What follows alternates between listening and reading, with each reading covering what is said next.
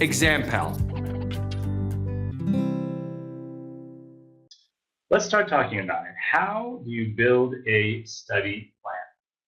So I think that the first question that you should be asking yourself when you start thinking about this question is, how long am I going to study? And actually, this question can itself be broken up into two sub-questions, two smaller questions. Okay, so the first one is, how much should I study in total? How many hours? Is it 50 hours, 100 hours, 200 hours? I'm actually curious what your guys' guesses on what the answer to that I'm going to give in a few minutes is going to be. If you want to tell me in the chat. But we'll get there in a minute anyway. And the second question is, over how long a period should I spread my study plan over? Should it be over a month, 2 months, a year, my entire adulthood, what? So we're going to talk right now about the first question, and then we're going to present several different answers for the second question throughout this entire webinar, because in many ways it's somewhat more of a complicated question. So let's start with some concrete data. So we recently had a webinar in which we spoke with one of the GMACs. It's the people who write the test. One of the GMAC senior directors, Vineet Chabra, and he shared the following data with us. So take a look. It's on your screen. There's kind of a lot of data there. So we'll take a minute to absorb it. And I'm not gonna go over everything here really, but I'm gonna sort of point your attention towards a few things. So first, let's start actually kind of from the end. On the bottom right corner, look at the sentence. It's written there, those that score at least 600 study on average 122 hours. Okay, and now let's look on the left side, and very left side, the median number of hours of preparation by GMAT score. And you can really see here how, as the number of hours goes up, the score grows in accordance, okay? Which makes sense. And I will say that many of the people who get 700 are people who do the test second or third time, retakers, and they actually might need less time of preparation for their final testing. But in general, the trend is clear. The more you study, the more people seem to score. So this is the GMAX data, of course, not ours. I'm going to address the questions for a second. Two people asked already, you can get a recording. The answer is yes. All of you are here now signed up. You'll get a recording later.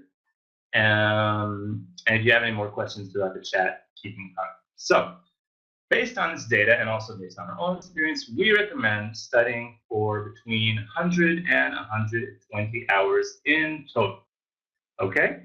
And we recommend adding to that another extra 30 hours for non-native English speakers. Okay? The middle graph from what we were just looking at actually gives a clue to why this is. We'll discuss this soon. So now, this being said, of course, studying for over 100 hours doesn't guarantee that you're going to score 600 or more, nor will studying 122, which is the average score for people who score that much, right?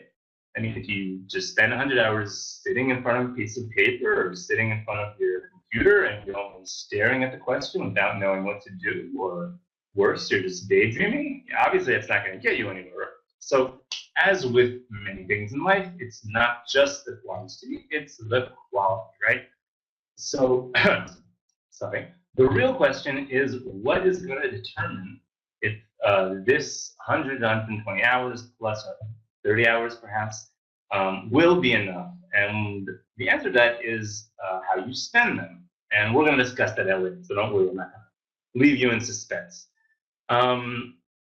So the median number of hours of preparation I mentioned a minute ago gives us a clue as to the fact that people whose native language is not English do need to spend more. So here you can see kind of breakdown by geography of how much time people spend, and it makes sense. makes sense, right? The verbal section, as well as the analytical writing assessment, they rely heavily on our English skills. So the second, slightly more complicated answer that we have to address is over how long a period of time should you be studying? In other words, how long before you take the exam on the calendar should you start studying? Well, so the real question is, it depends. And the main factor that shapes the answer to this question is how much time do you have? Can you devote all your time to study? Or is this something you have to do alongside all kinds of other things that you do? So all things being equal, though, I do have an answer. I'm not just going to say, it depends and that's it. All things being equal, we recommend 6 to 8 weeks as the recommended amount of time. Why? Well, on the one hand, it's not too short. Studying this long, around 2 months, it gives you enough time to both study and also to breathe a little. So you're not going to get too stressed, overly stressed, as you may try and stuff it into a shorter amount of time. On the other hand, it's also not too long. You're not going to have enough time to start forgetting stuff that you learned at the beginning, which can happen if you study for several months, right? Think, can you remember everything you learned or read 3 months ago? Not necessarily. So this is why it's kind of a good middle ground, and fitting in 100 to 120 hours is for many people possible to fit into 6 to 8 weeks. It's not. It doesn't mean taking up all your time.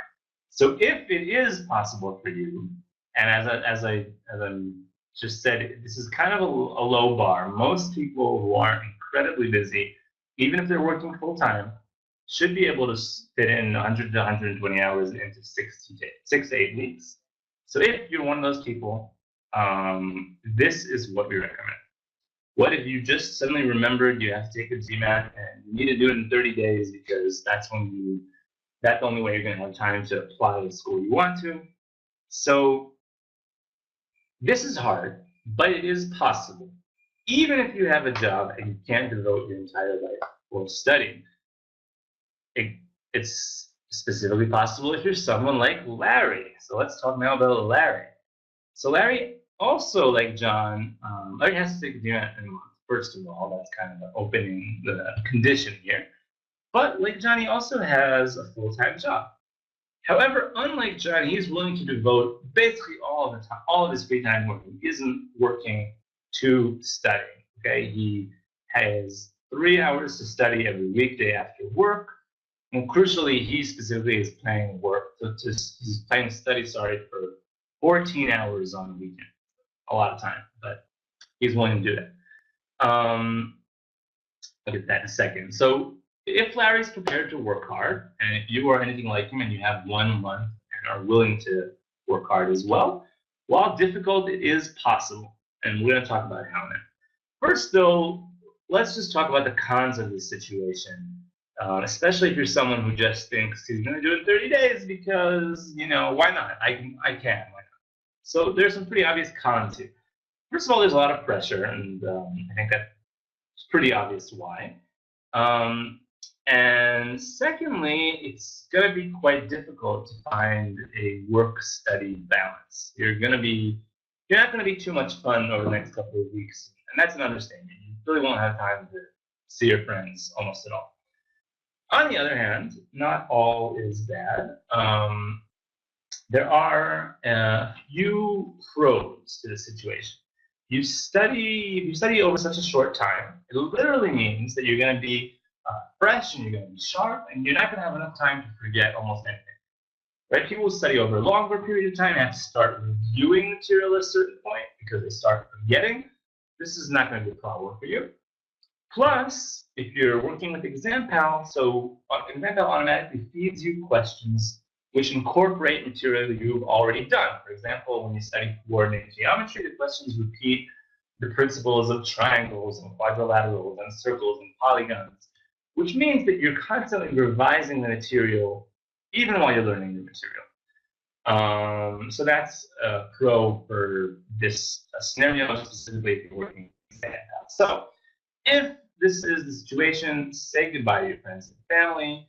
Promise to call them in a month or so when you have time to restore your relationships with them, and let's plan. Okay, so here's what a 30-day plan consists of. It consists of daily study. With 30 days to go, you won't have too many days off, okay?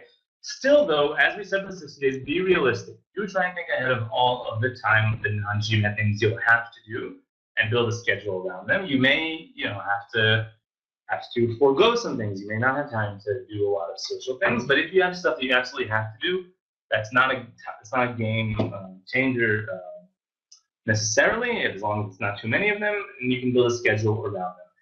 This being said, I still advise you to take it 1 day off a week and use it to do something really fun. It's important.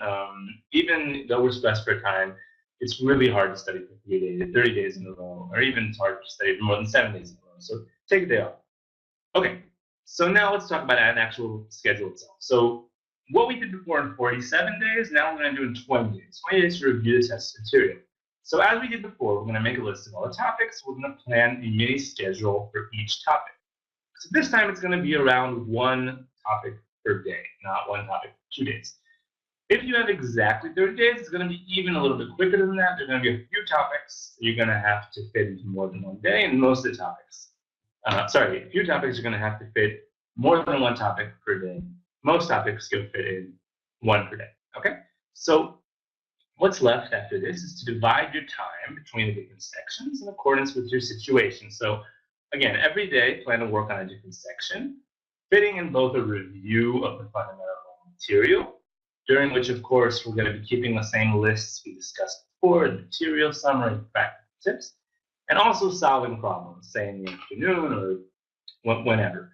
An examPAL this entails doing the practice phase once again, also not forgetting to review what we've been solving and updating our practical tips list.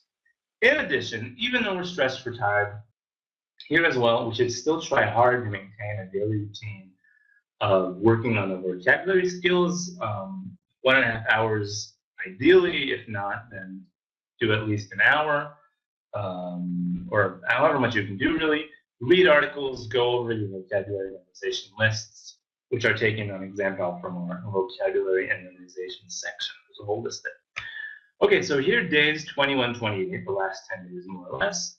As with the 2-month plan, you're going to be doing 2 things. On every other day, you're going to be reviewing 2 or 3 topics, skimming material, going over notes, doing typical questions, updating your lists.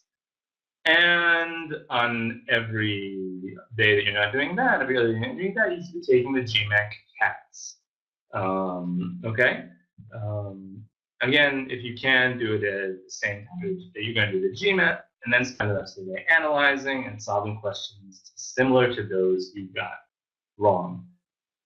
Day 29, the day before the test, what should you be doing? You guys got, can you guess what I'm saying? If you've been paying attention, you should be able to guess. You should take it off, okay? Give yourself that day to breathe. You've been working hard, and maybe plan a delicious meal, although again, make it light and early. And don't drink any alcohol, or at least not too much. And anyway, take the day off to relax, and the next day, walk into the test center refreshed, relaxed, and motivated, and ace the test. So Larry, who we described before, let's take a look at a week in his schedule. So take a second to look at what it actually looks like. And as you can see, it's quite a bit tighter than John's before. Larry goes straight from verbal study in the morning to work, back to studying, topic review, and then more verbal in the evening. Right, and then he does give himself a day off on the weekend, which is important. But on the other day, on the weekend that he doesn't give himself a day off, he really studies dusk to dawn. Of course, he doesn't have to do this. He could also work Saturday and Sunday, just half day both days, and relax the other half of the day. It's also possible, but this is how he does it. And although this isn't easy, I think you will agree that it is possible, and within 30 days, he will be prepared for the test, and so can you, if your situation is something like this and you're willing to work this hard. a few other tips that I want to go over with you guys that are relevant for all three of them. So first one is silence is golden. What I mean by that, you can tell from the image maybe, is your phone should really be silenced, and it should also be in a different room, preferably under a pillow or in a drawer, or under a pillow inside of a drawer. Your browser, you're on your computer, shouldn't have any other tabs open except for examPAL.com, and you should have a study place without a lot of other people around. Okay. You also don't, trust me, I checked, and you don't have to get up and go to the fridge every 20 minutes to check for updates. If anything happens, then they will tell you. But really, you need a place where you can sit, think, and be focused in relative silence.